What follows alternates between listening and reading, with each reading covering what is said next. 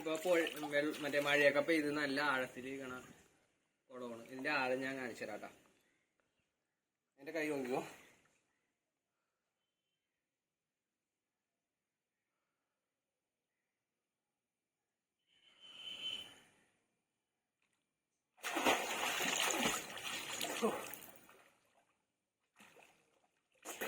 ഇപ്പൊ ഞാൻ നിന്ന പോയിന്റാണ് ഇതിന്റെ എനിക്ക് നിൽക്കാൻ പറ്റിയത്. അതിനുശേഷം അവിടം വരെ പാടിയുള്ളു. അതിനുശേഷം നല്ലോണം നിലത്ത് കുത്താൻ പറ്റില്ല, അമ്മാതിരി ആഴമാണ്. അപ്പൊ നീന്തൽ പഠിക്കാൻ വരുന്നവർ ആദ്യം അതിന് നീന്തൽ അറിയാവുന്നവരെ കൂടെ നിർത്തുക. കാരണം ഇങ്ങനെയുള്ള സ്ഥലങ്ങളിൽ നീന്തൽ പഠിക്കാൻ വരുമ്പോൾ ഭയങ്കര അപകടങ്ങൾ ഉണ്ടാകാൻ സാധ്യത. അപ്പോൾ നമ്മൾ പെട്ടെന്ന് ഇങ്ങനെ വീണ് പോകണമെങ്കിൽ, ഇപ്പോൾ നീന്തൽ അറിയാത്ത ഒരാളാണെങ്കിൽ സാധാരണ ഇങ്ങനെ പോകുമ്പോൾ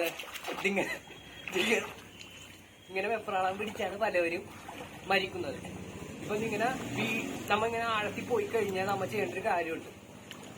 നമ്മൾ പെട്ടെന്ന് ഒന്ന്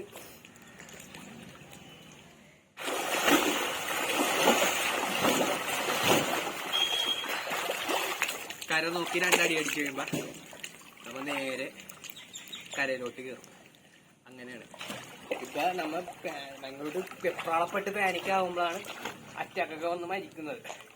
അപ്പൊ നമ്മൾക്ക് ബ്രീത്ത് ഒന്ന് കൺട്രോൾ ചെയ്തിട്ട് ആ സമയത്ത്